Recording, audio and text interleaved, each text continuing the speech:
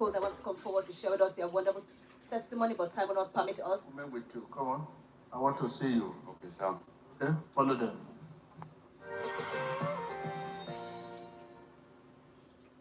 So as we said that there are many people that want to come forward to share with us their wonderful testimony, but time will not permit us. So right now I want to bring to our view of cassettes, what happened some time ago in this service. It's all about the prophetic message from the man of God, Prophet T.B. Joshua. And I believe that this cassette that we're going to play to your view will go a long way to educate the whole world and viewers all over the world the importance of prophetic message and the need to adhere strictly to whatever prophetic message has been given to us by the man of God. So once again, let us stay tuned and watch how the prophecy came to be during that service day.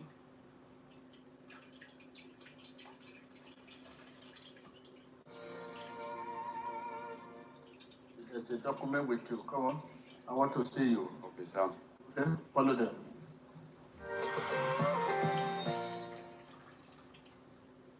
That was short and straight to the point. And don't let us forget the last statement the man of God made after the prophetic message was given. He said, "Wait, I want to see you." And as you know, that Prophet T.B. Joshua always does a follow-up on every single prophecy he gives to the people. So as he said during that prophetic message, "Wait and see me." After the service, he put a call through and asked after the same brother he had prophesied to, and said we should bring the brother to him because he's seen an attack. So he sent the evangelist to look for the brother, but unfortunately, we could not find the brother in the church that service day. We looked all around, but could not find him. So the brother is here in our midst this morning. I would want to hear from him why he's here today. So you're very much welcome, sir. Please tell us your name and why you're here today. Emmanuel. My name is Bobo Kelvin. I'm originally from Bayelsa State, but I currently reside in London. I confirm the prophecy to be very true. The last time I visited SCOAN was on the 6th of October 2019, and Prophet actually walked towards where I was sitting, and he said to me that I have a document in my pocket. Yeah, that's very correct. And on that fateful day, the only thing I had in my pocket was my international passport. And he said he wants to see me. So they actually took me from where I was sitting to the waiting room, and I waited for a while. But I actually had my departure.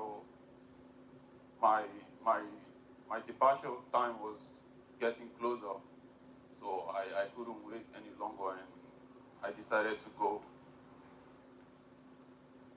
So what happened afterwards? So I arrived in London, and after a couple of weeks, I was actually sleeping in my bed, and my girlfriend spilled acid to my face, my body.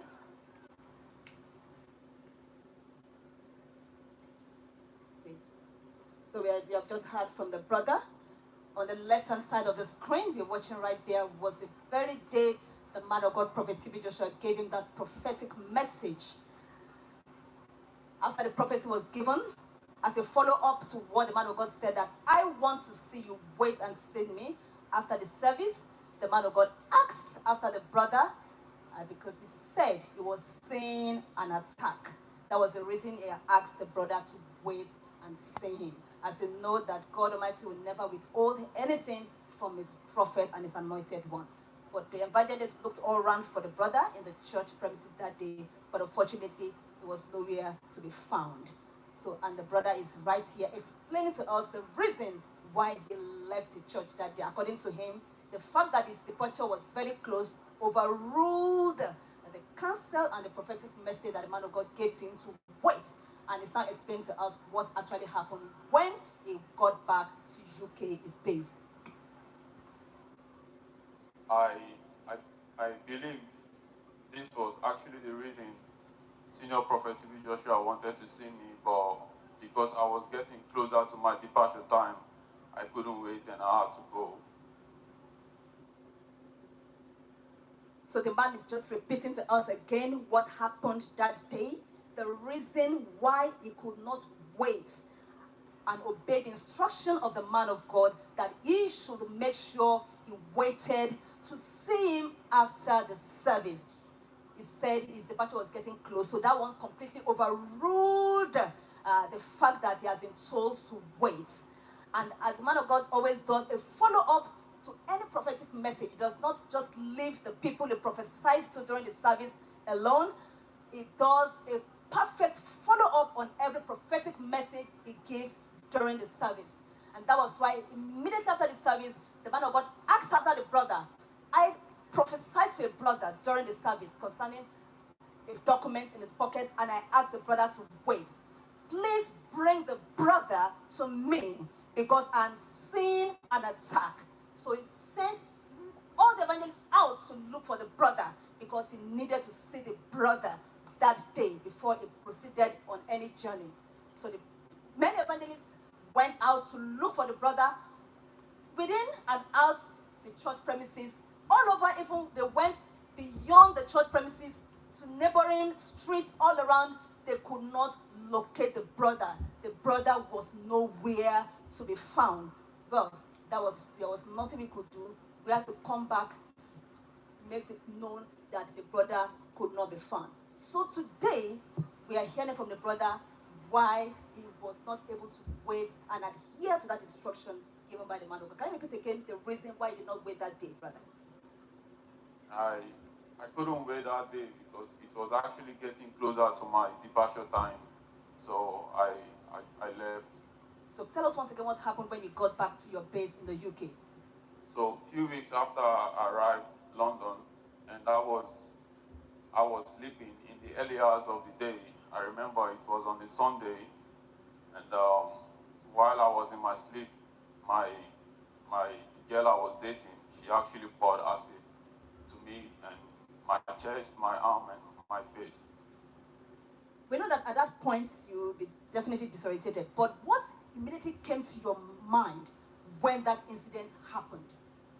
All right, so I actually ran out of my apartment naked, and I went to the street. I was screaming, "Help! Someone help me!" So God so kind, I met this guy, and he actually called the emergency, and they came, and they took me to the hospital where I was receiving treatment.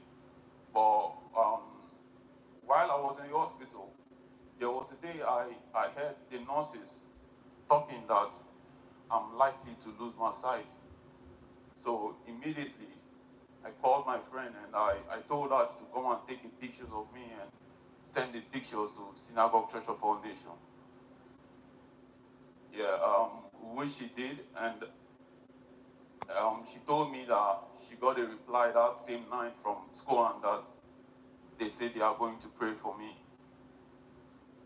And from then onwards, I started getting slight changes to my sight. And actually, while I was still at the hospital, one of the surgeons came to me and she told me that, "Bogo, your recovery has been very massive, that I've been really responding well to treatment." Continuamos escuchando esa confirmación de profecía. So just to, as you said a while ago, and I've just heard from the brother explaining vividly what actually happened on that fateful day. I can recall that I was actually one of the evangelists, the prophets, Prophet T.B. Joshua sent out to look for the brother after the service on that fateful day. I looked around because me, together with other fellow evangelists, looked all around at the synagogue church premises. When we could not find him in the church premises, we went outside the church premises up to far, neighboring, environs. But the brother was nowhere to be found. We just want to recall the event and the prophetic message that actually took place on that day. We will take our time to watch the screen of our television and listen once again to the prophetic message that Prophet T.B. Joshua gave to our brother that fateful day. So let us stay tuned.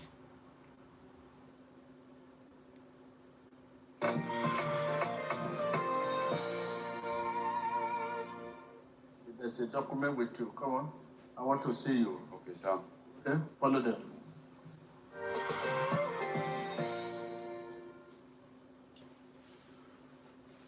So we have had once again the words of prophecy that was given straight to the point, the document, and then wait to see me. So can you tell us, after the whole incident that happened, then how did you manage to get out of that scene, that fateful day? What happened next? Sorry, I didn't get you. After the incident happened on that fateful day when you are battered with the acid and you ran out of your your apartment, what then happened afterward? Can you recall to me? Yeah, I was taken to the hospital, St. Mary's Hospital in London, and that was where they said I might likely to lose my sight.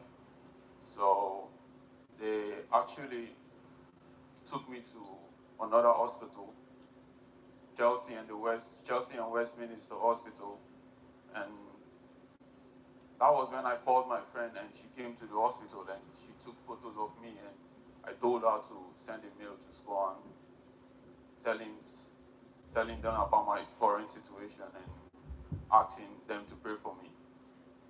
Yeah, and after then, that was when I started getting slight changes to my eyes.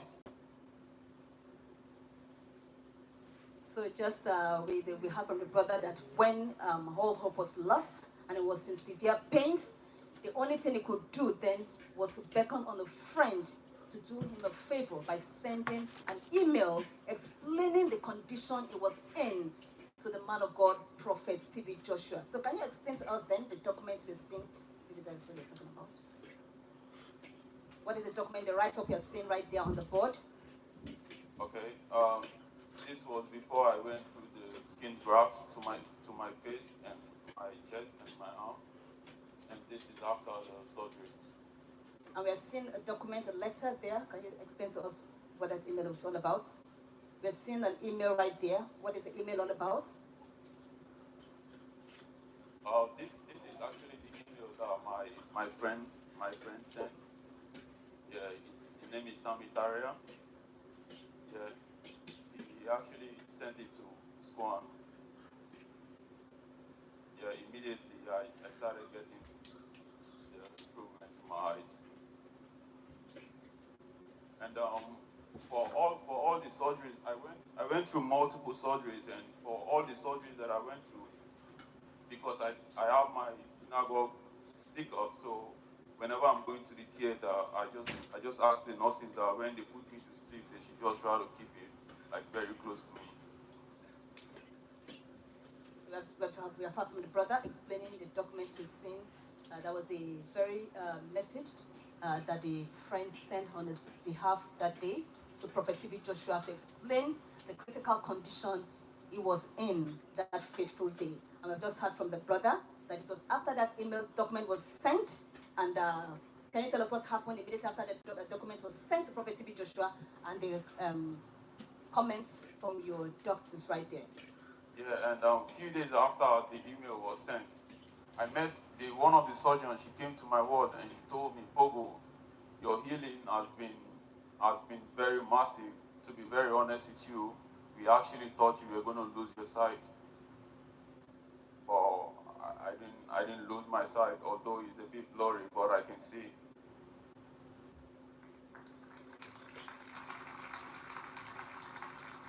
Yeah. So we know that we're serving a merciful God, and he said immediately after his documents was sent explaining his condition, that was actually when his healing started. So we have heard from the brother, and we have heard from him what we have just heard from him, and the cassette that was brought to our view has gone a long way to educate us and viewers all over the world that whenever a prophetic message is given by the Prophet T.B. Joshua, the anointed man of God, we should make sure we adhere strictly. We know that the man of God has to see many, many people, millions of people during the service. And there's no way he can give all the message during that service day because he has to attend to many, many people. That is why he will ask some people, wait to see me in order to do a follow-up. And that was exactly what happened in the case of our brother. The man of God instructed him to wait and see him, but unfortunately, he could not wait. And that was what brought about this. But to God be the glory. As a merciful God, we thank God he has made it possible for our brother to be alive today, purposely to educate the world of the need and importance of prophetic message. And we just want to assure our brother that after today's service, you should make sure you wait to see the man of God. The man of God will definitely see you after the service.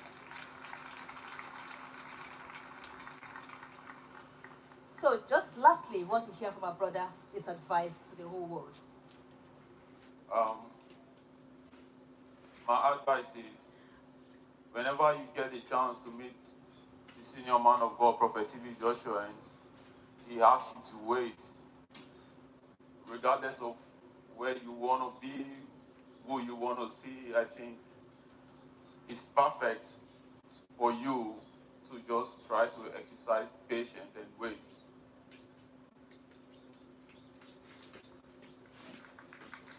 Bueno, y hemos escuchado.